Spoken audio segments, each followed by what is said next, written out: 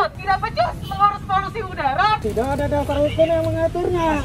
Panggil PJ-nya. Greenpeace sampai Walhi geruduk balai kota. Aktivis-aktivis lingkungan itu minta ketemu PJ Gubernur Heru Budi Hartono. Kenapa? Jadi gini ceritanya.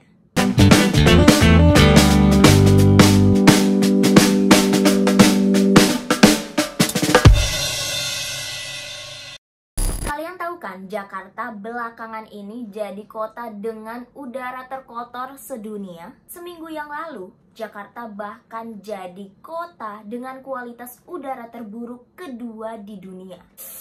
Gila banget. Dan belakangan kalau kalian lihat ke gedung-gedung Jakarta itu langitnya udah abu-abu semua kan. Padahal matahari lagi terik-teriknya tuh. Nah, aktivis-aktivis ini protes lah ke Pemprov. Karena menurut mereka, Pemprov tuh nggak becus nanganin soal polusi udara. Mereka baru datang tapi ikut aksi gitu maksudnya.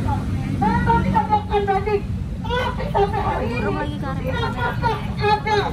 Hasil yang dapat dilihat. Pemotor, pemobil juga nggak ada akhlak di jalan sama pesepeda.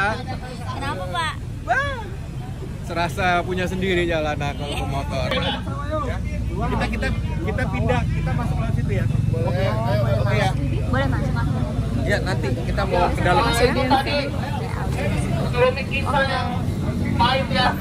Udah tuh udah sampai kayak dijaga sama satpam gitu ya di depan gerbang, nggak boleh masuk. Tapi akhirnya ada perwakilan dari DPRD DKI Jakarta, Wibi Andrino, akhirnya ngajak massa untuk masuk. Dan akhirnya mereka berhasil masuk ke dalam gedung DPRD untuk ngobrol sebenarnya ada masalah apa sih gitu.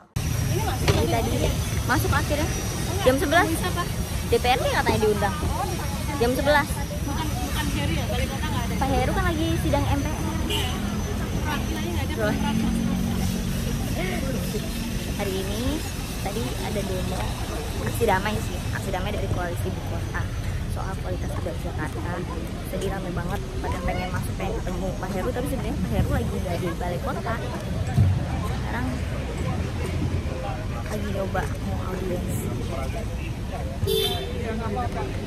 Bapak jangan aturan, kemudian Bapak terima saja. Kita mau mereka tamu saya. Silakan Pak, silakan. Silakan. Siapa?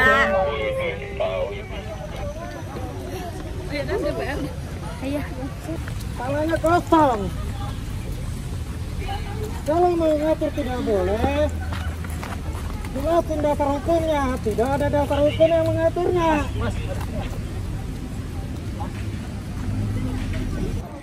Sebenarnya kayak gini tuh bukan yang pertama kali terjadi sih. Sebelumnya juga naik ya.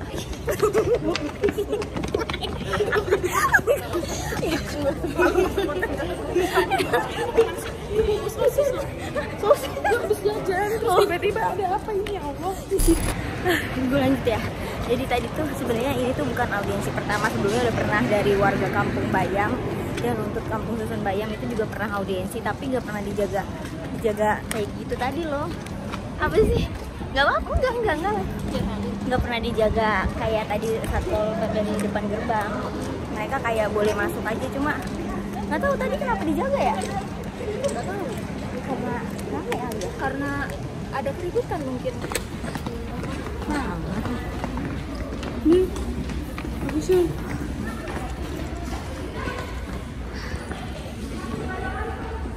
setelah tadi dijaga ketat, akhirnya pada boleh masuk benar ke dalam gedung. Ikut-ikut kagak ada pelaporan tangan mata. Nanti gue diinterpas sama depan.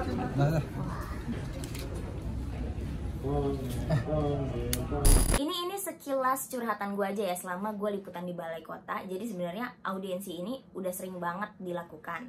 Misalnya kayak kemarin ada dari PJLP yang menolak batas usia maksimal kerja itu 56 tahun. Terus ada juga dari warga Kampung Bayam yang menuntut Kampung Susun Bayam agar bisa segera ditinggalin karena sampai sekarang juga belum dihuni. Sampai akhirnya kemarin juga sempat ada audiensi atau aksi dari teman-teman driver online yang menolak peraturan IRP.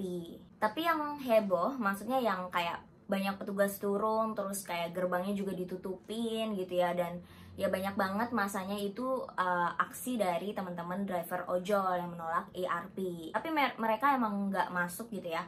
Tapi ada dari perwakilan DPRD turun nyamperin dan ngajak ngobrol sebenarnya ada apa. Tapi ini FYI aja. Jadi sebenarnya Balai Kota DKI sama gedung DPRD itu kayak satu bagian gitu loh. Jadi kayak beda sih, beda gedung, tapi kayak ada jalan penghubung yang kalau misalkan kita ke Balai Kota itu bisa sekalian ke DPRD. Jadi jangan bingung kalau gue sebut aksi di Balai Kota terus tiba-tiba masuk di gedung DPRD. Back to the topic, teman-teman dari Greenpeace, Walhi, dan lembaga yang tergabung dalam koalisi ibu kota, kita sebutnya koalisi ibu kota ya, itu akhirnya berhasil masuk nih ke dalam gedung DPRD untuk menyampaikan dan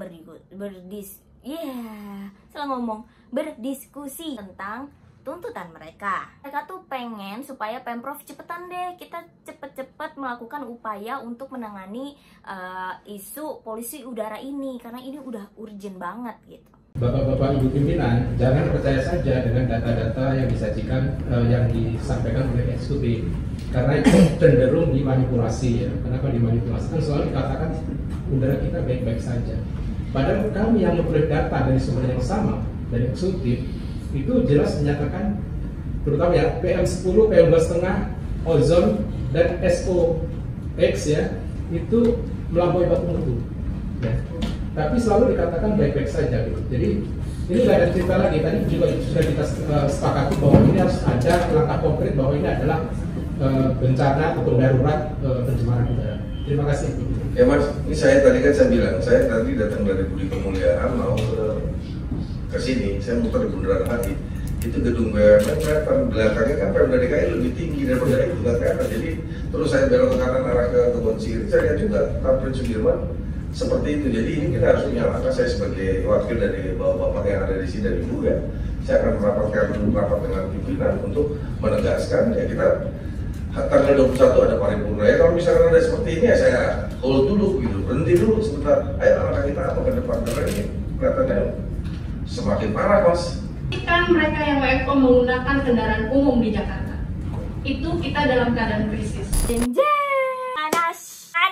Panas diskusinya guys ya. Dan di hari itu juga sorenya gue masih diajak wawancara sama Dinkes DKI ngomongin soal dampak dari polusi udara. Intinya dari wawancara itu dari pihak Dinas Kesehatan DKI itu nyebut bahwa secara overview dilihat dari tren kesakitan yang terjadi, sebenarnya polusi udara itu belum termasuk kategori darurat. Dan Ketua DPRD DKI juga ngomong kalau sebenarnya polusi udara Jakarta belum bisa dikategorikan sebagai darurat bencana. Hai. Kalau kita bicara masalah darurat bencana itu kalau seluruh Indonesia yang kena darurat bencana, tapi kita lihat dulu Mbak nanti Mbak. Kasus ISPA di DKI Jakarta per bulan sekitar 146.000 kasus per bulan. Dan ini pola ini kurang lebih sama dengan sekali lagi dengan kondisi sebelum COVID. Jadi tahun 2018, tahun 2019 memang lebih kurang sebesar itu jumlah kasus ISPA setiap bulannya yang ada di DKI. Kasus secara jumlah penyakit nggak masuk ke dalam. Begitu cerita liputan gue. Gimana menurut kalian? Tulis di kolom komentar ya. Jangan lupa nontonin terus cerita liputan gue yang lain-lainnya. Dan jangan lupa like, comment, and subscribe. Segitu dulu dari gue. See you.